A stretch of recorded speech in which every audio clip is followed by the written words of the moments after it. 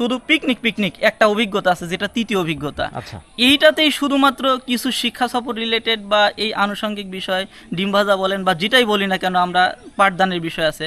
আর অন্য যে সেশনগুলো বা অভিজ্ঞতাগুলো আছে, এইখানে কিন্তু আসলে তার সে আনন্দের সাথে শিখছে, পড়াশোনার মাধ্যমে শিখছে। যে অন্য যে অভিজ্ঞতাগুলো আছে, যেমন আকাশ কত বড়, এরপরে সে দৈনন্দিন জীবনের বিজ্ঞান বা আরও যে চ্যাপ্টারগুলো আছে, এই রিলেটেড বিষয় কিন্তু নেই।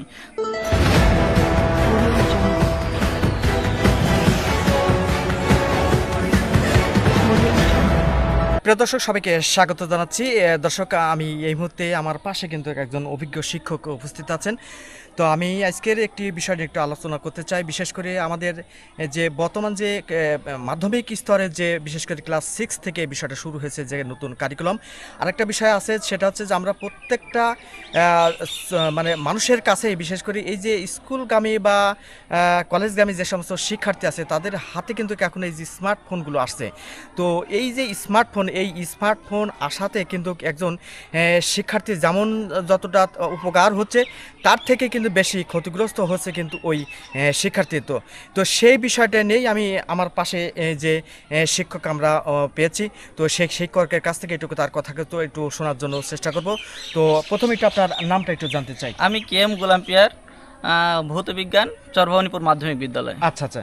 তো আমি আপনার মাধ্যমে একটু জানতে চাচ্ছি, এই যে যে নতুন যে কারিকুলাম, যেহেতু আপনি একজন অভিজ্ঞ একজন শিক্ষক, তো সেক্ষেত্রে আপনার কাছে একটু জানতে চাচ্ছি, এই নতুন যে কারিকুলাম, আসলে এই কারিকুলামে বলতে আসলে যেটা আমরা বুঝি, তো সেক্ষেত্রে সেই কারিকুলামের জায়গা থেকে আপনারা যেহেতু শিক্ষক, সেক্ষেত্রে আপনারা শিক্ষার্থীদেরকে কতটুকু বোঝাতে পেরেছেন এবং তারা কতটুকু উপকার হচ্ছে বলে আপনি একজন শিক্ষক হিসেবে কি মনে করছেন? আসলে কারিকুলাম হচ্ছে একটি শিক্ষাক্রম। এই শিক্ষাক্রমে কখন কোন স্থানে শিক্ষার্থী কিভাবে শিখবে, এটা সম্পূর্ণটা নির্ভর করে শিক্ষার্থীর উপর, প্লাস হচ্ছে অভিভাবক এবং শিক্ষকের উপর। অর্থাৎ সব কিছুর সমন্বয় করে এই কারিকুলামের বাস্তবায়ন সম্ভব।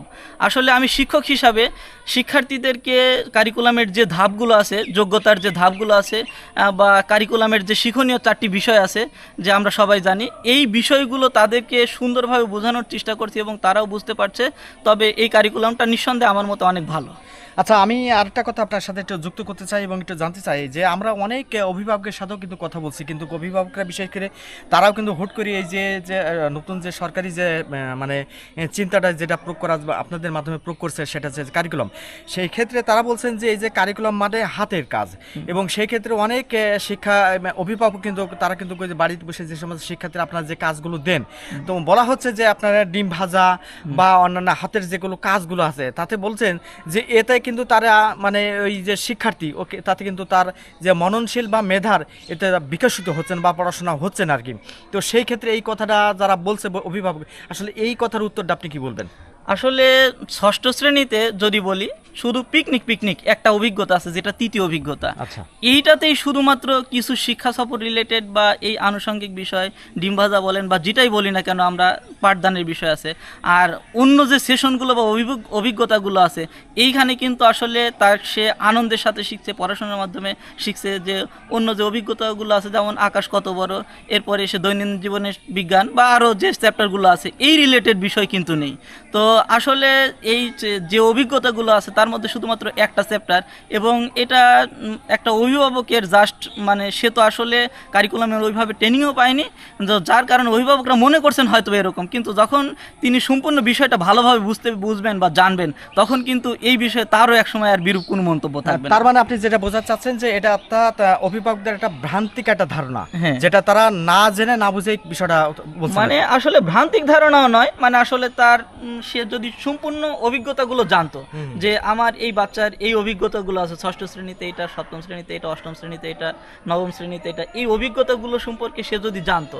কারণ আমরা বা তারা, এটা কিন্তু তারা পূর্বের একটা ক্যাটাগরিতে পড়ে আসছে। কারণ আগে দেখেন রেজাল্ট মূল্যায়ন হতো ডিভিশনে, এরপরে এসে পরবর্তীতে জিপিএ সিস্টেম আসছে। এখন কিন্তু তা পরিবর্তিত হয়, এখন আমরা মূল্যায়ন পদ্ধতি নিয়ে আসছি, যেটা হচ্ছে যে ত্রিভুজ বৃত্ত চতুর্ভুজের মাধ্যমে মূল্যায়ন করছি।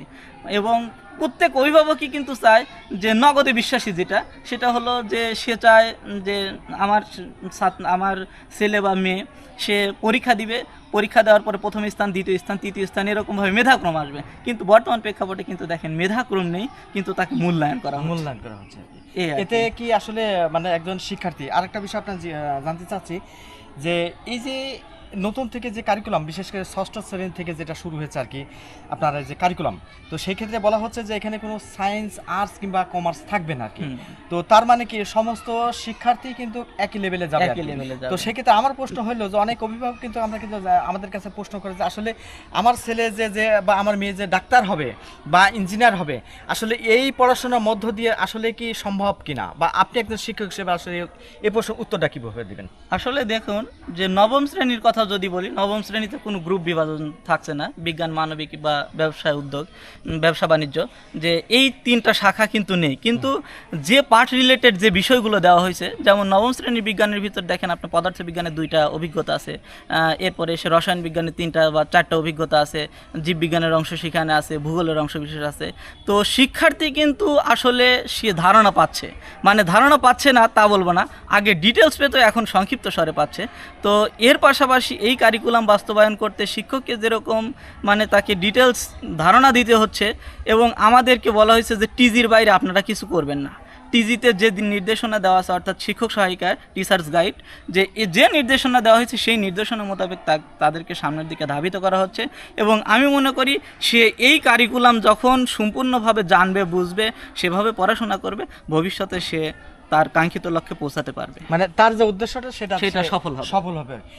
প্রদর্শক, আমরা এই যে এতক্ষণ ধরে একজন অভিজ্ঞ শিক্ষককে পেয়েছিলাম, এবং তিনি কিন্তু তার কথায় কিন্তু আসলে আমরা কিন্তু তার যে বিষয়টা জানতে পেরেছি যে আসলে একজন শিক্ষক, আসলে একজন শিক্ষার্থীর ক্ষেত্রে যে এই যে নতুন যে কারিকুলাম, সেই কারিকুলামের ক্ষেত্রে আসলে যে মানুষের, বিশেষ করে অভিভাবকদের ক্ষেত্রে যে আমরা একটা ভ্রান্তিক কথাগুলো আমরা সমাজে শুনে থাকি, আসলে সেই বিষয়টা কিন্তু আমাদের সামনে কিন্তু তুলে ধরার চেষ্টা করছে। তো দর্শক, আমি এতক্ষণ ধরে এই যে নতুন যে কারিকুলাম, বিশেষ করে ষষ্ঠ শ্রেণীর পাশাপাশি এই যে অ্যান্ড্রয়েড বা স্মার্ট যে ফোন, সেই ফোনের কারণে কিন্তু আমরা বিশেষ করে স্মার্টফোন প্রত্যেকটা শিক্ষার্থীদের হাতে, বিশেষ করে যে সমস্ত স্কুল কলেজগামী যাদের হাতে কিন্তু স্মার্টফোনগুলো যারা থাকে, আসলে কিন্তু একটা ফোন কিন্তু বিশেষ করে এই ফোনগুলো একটা মানুষের বা একজন শিক্ষক বা শিক্ষার্থী যতটুকু উপকার হয়, তার থেকে কিন্তু উপকার মানে ক্ষতির দিকটাও আছে কিন্তু। তো সেই কথা কিন্তু আসলে এই অভিজ্ঞ শিক্ষক কিন্তু সেটা কিন্তু আমাদের মাঝে কিন্তু সেটা তুলে ধরার জন্য চেষ্টা করেছেন, এবং সেটা কিন্তু আমরা কিন্তু আপনার সামনে তুলে ধরার জন্য চেষ্টা করলাম।